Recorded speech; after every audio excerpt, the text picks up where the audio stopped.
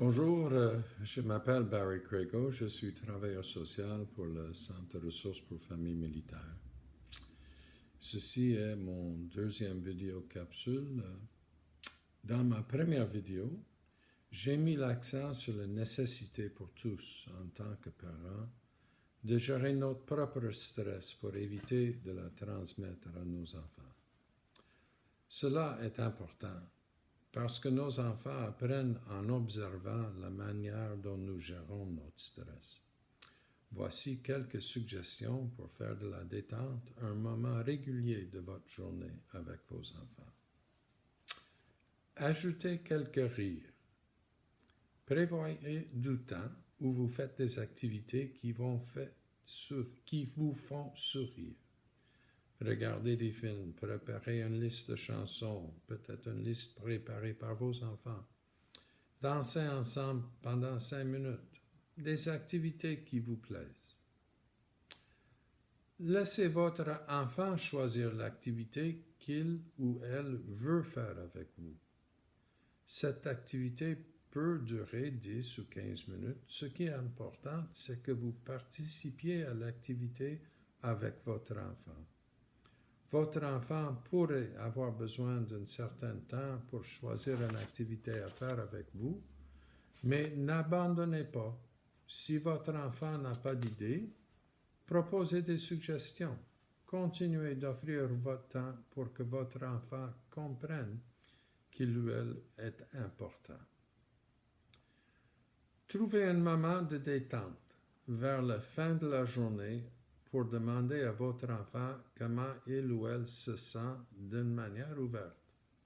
Vous pouvez formuler vos questions de la façon suivante. As-tu eu une excellente journée, une bonne journée, une journée plus ou moins bonne ou une mauvaise journée? Essayez d'éviter de poser trop de questions et encouragez votre enfant à parler. Par exemple, parle-moi en un peu ou comment cela s'est passé pour toi. Offrez un soutien en l'aidant à nommer ses émotions. Essayez d'éviter de donner des suggestions ou des solutions, car l'objectif est simplement de prendre un moment pour que votre enfant puisse vous faire part de ses émotions. Dites comment vous vous sentez par rapport à certains stress. Il est utile que votre enfant soit au courant que certaines choses vous causent du stress. Si vous choisissez de lui faire part de ces choses, il est important que vous communiquiez également les mesures que vous prenez pour garder le contrôle de la situation. Par exemple, j'ai peur d'entrer en contact avec une personne atteinte de la COVID-19 au travail et je ne veux pas être malade ou apporter le virus à la maison. Par conséquent, je pratique l'éloignement social, je porte mon masque lorsque cela est nécessaire et je me lave toujours les mains.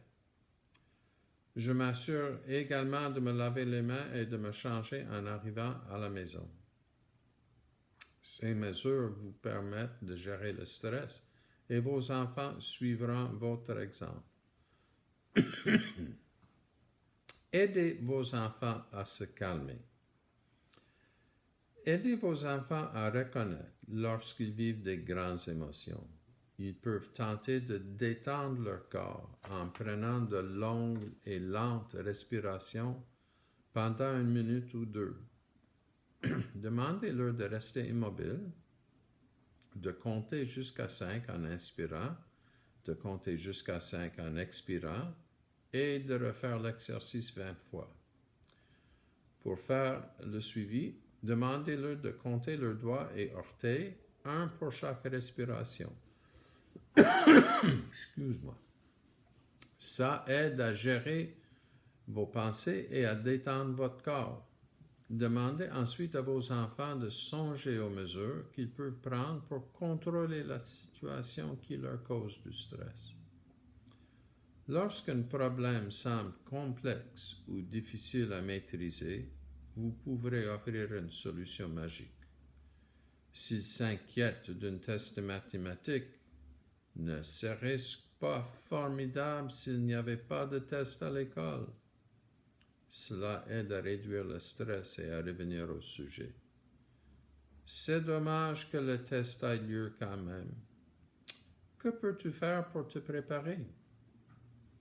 Cette approche aide vos enfants à se concentrer sur les mesures concrètes qu'ils peuvent prendre, ce qui favorise la confiance en soi et l'autonomie.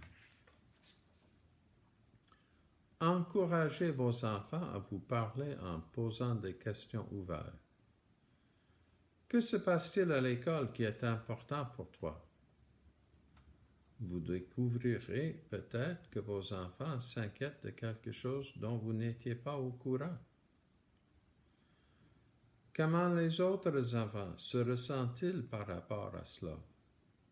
Cette information vous permet de comprendre la situation sociale ou les croyances communes. Ce genre de questions peut parfois vous informer d'une situation à l'école où vous devez intervenir. Des situations qui exigent l'intervention des parents peuvent comprendre l'intimidation, la consommation de drogue, les actes de tricherie ou de plagiat. Vous devez être un allié actif de votre enfant lorsqu'il s'agit d'une situation sociale et non individuelle. Qu'aimes-tu réellement faire? C'est une excellente question car elle vous permet de découvrir les choses qui sont les plus importantes pour votre enfant, même si vous les connaissez déjà. Ce genre d'échange et de reconnaissance renforce le fait qu'on vous aime. C'est le meilleur moyen de combattre le stress.